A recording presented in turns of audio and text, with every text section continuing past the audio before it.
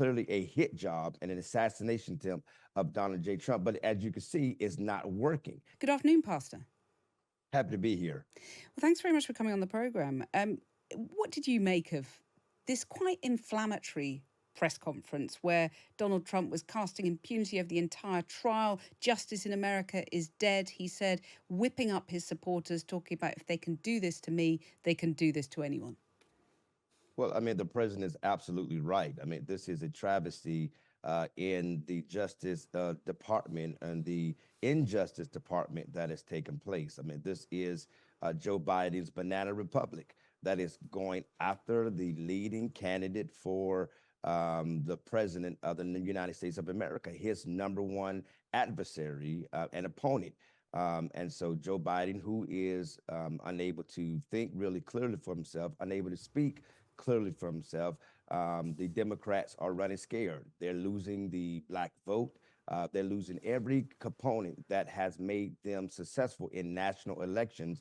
And now they have unleashed the Gestapo Department of Injustice against Donald Trump to simply try to silence him over a sham trial. Well, and I say this. Pastor, let me put to you an alternative scenario, which is that Donald Trump committed a crime, and no matter that he was a former president, he's got to do his time like anyone else.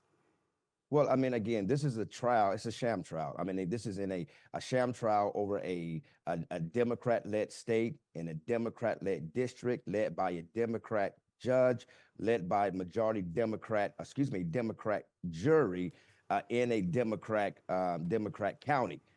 This is clearly a hit job and an assassination attempt of Donald J. Trump. But as you can see, it's not working.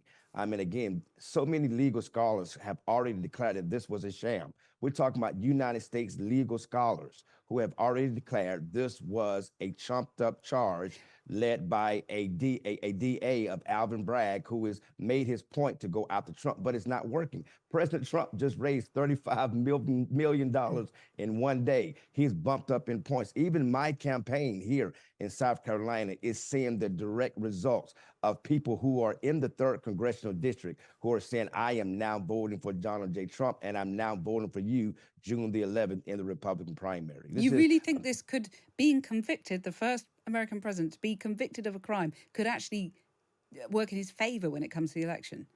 Well, it's already working in his favor towards the election because, again, Americans demand independence. Americans, they desire fairness, and everybody, even independents and even some Democrats, see that what they're doing to Donald J. Trump is not fair. This is not the legal system that has made America great again. We are not a banana republic, and that's exactly what Joe Biden is attempting to do. And remember, Jesus himself was convicted in a sham trial, and yet I and billions of people around the world still follow him. And so I believe, and I'm not comparing.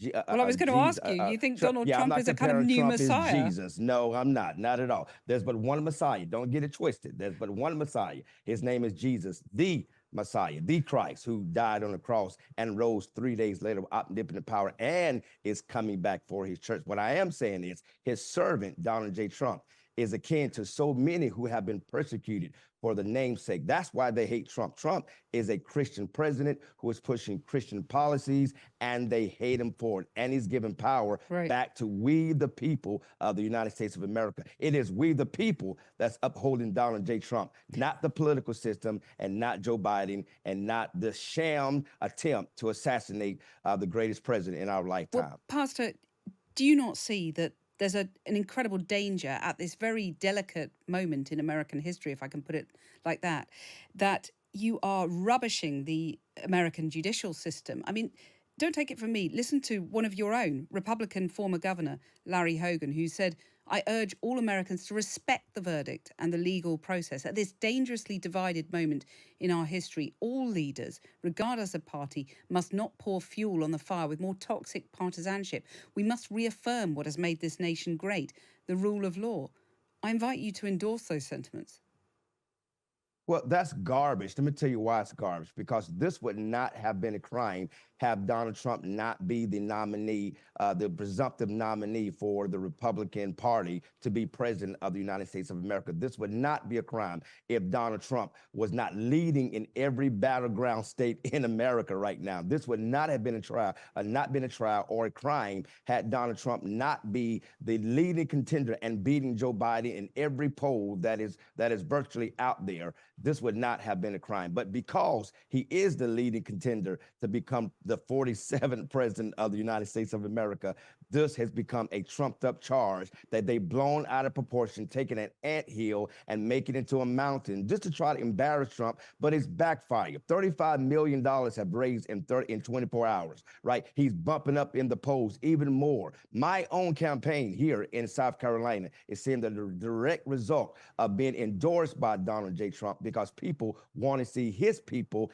and President Trump back in office. That's what we're seeing right here on the ground. This is not a bad day. This is a good day. And so again, had he not be the presumptive nominee for the Republican Party and leading in every poll in a one-on-one hit comeback race against Joe Biden, this would not have went to court. This would not have been charged. This would have never happened to the light of day. But it is because Joe Biden is unable to really run for president himself because he's unable to speak well, think hang on a well. sec. He's clearly not in his right capacity. Did you not watch that press conference and think, he's rambling a bit now? You accuse Joe Biden of being sleepy and rambling. I mean, Donald Trump, it was hard to follow him sometimes, wasn't it? Well, let me just say this. I know Donald Trump very well. As you said, I'm very close to President Donald J. Trump, and that man is a pit bull. That's why I'm endorsed by him, because I'm a pit bull. This man does not get tired. This man is very cognitive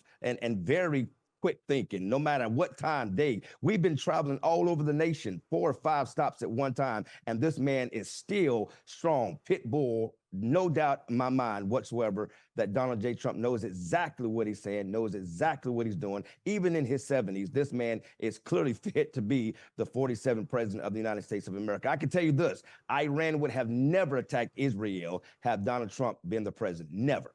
Right. And how would you like, apart from digging into their pockets and giving Donald Trump donations, how would you like his supporters to respond to this ruling? Well, I mean, exactly how they're responding, not being moved by it, jumping up in the, going out and saying, I'm still standing with Donald J. Trump. You're seeing millions of people who have pictures and people who are saying, I'm still going to vote for Donald J. Trump. I am MAGA more than ever. You're seeing these memes going out all over the nation. Well, no, we're not. I know what you're trying to do. You're trying to instigate into some violent. No, this is a Dr. Martin Luther King movement. This is a nonviolent movement. This is a Muhammad Gandhi movement, a nonviolent movement. Nobody the Capitol riot wasn't take nothing to the was street. It? Well, I can tell you what, the killings that happened in Baltimore was very violent. The burning downs of what is that? I Can't Breathe. The mothers of the movement that was leading a very, very violent in Baltimore and Ferguson. Those were very violent too. Yeah, right? But and a lot of black people were killed by black people. So you want to talk about the few people, the one person that was killed in the Capitol riots, but you don't want to talk about the evil that was taking place within some of my own black communities across this nation that was killed by our own people because of these riots that were happening under the so-called mothers of the movement. No, I'm simply asking you. Deal with it all. Would you, as some of your fellow Republicans are doing, would you appeal for calm now because of what's happened, because of the fury that some say Donald Trump is whipping up, and people are worried about the tensions in your country at the moment? No, I mean, listen, nobody's tension up. Nobody's taking to the streets. Nobody's burning down nothing.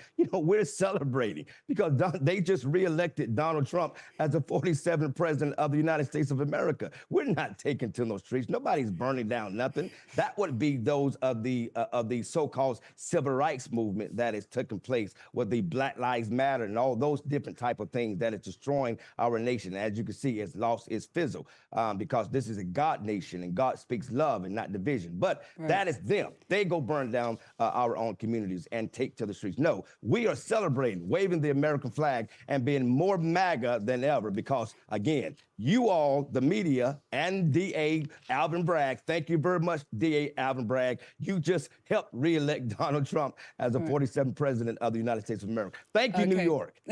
Pastor Mark Burns, thanks very much for joining us.